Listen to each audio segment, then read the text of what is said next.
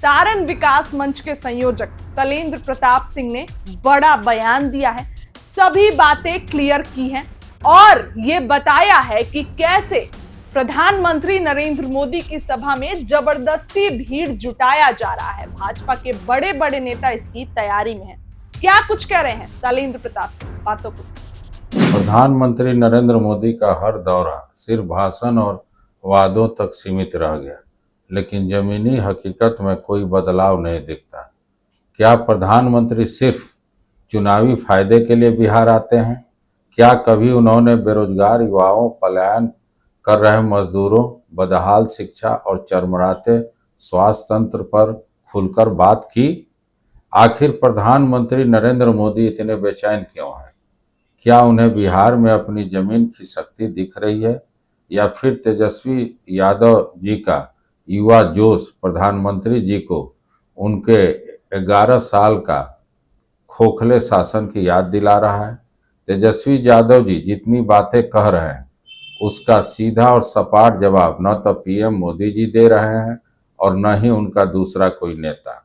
सवाल रोजगार का है, सवाल बिहार में बढ़ते अपराध का है, सवाल बिहार की बदहाल स्थिति की है, सवाल उन वादों का है जो पीएम मोदी और उनकी पार्टी ने किए लेकिन पूरे नहीं किए। तेजस्वी यादव माताओं और बहनों को 2500 रुपये देने की बात कह रहे हैं, सामाजिक सुरक्षा पेंशन को 1500 रुपये करने की बात कर रहे हैं, नौकरियों में स्थानीय युवाओं को प्राथमिकता देने की बात कर रहे हैं, लेकिन नरेंद्र मोदी बिना मतलब की बातें करके टाइम पास कर रहे हैं। 11 सालों में बिहार के लिए किए कार्यों पर पीएम क्यों नहीं बात करते हैं? पीएम मोदी की हालिया रैलियों में उम्मीद के मुताबिक भीड़ नहीं उमड़ी। विक्रमगंज से पटना तक की रैलियों में कुर्सियां खाली रहीं। अब भाषणों से जनता थक चुकी है। असली सवाल यह है कि 11 साल की केंद्र सरकार में बिहार को क्या मिला?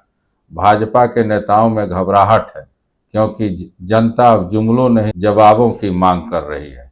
इस बार पीएम मोदी की रैली को सफल दिखाने के लिए प्रशासन पर दबाव डाला गया है।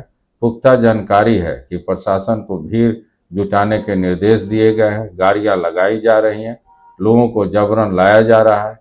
यह लोकतंत्र की भावना के साथ धोखा है, लेकिन बिहार की जनता ने निर्णय ले लिया है। अब सिर्फ वोट नहीं, हक और इज्जत चाहिए। बिहार अब बहकावे में नहीं आएगा। देश को चलाने वाले अगर बिहार को बार बार नज़रअंदाज करेंगे तो जनता खामोश नहीं रहेगी।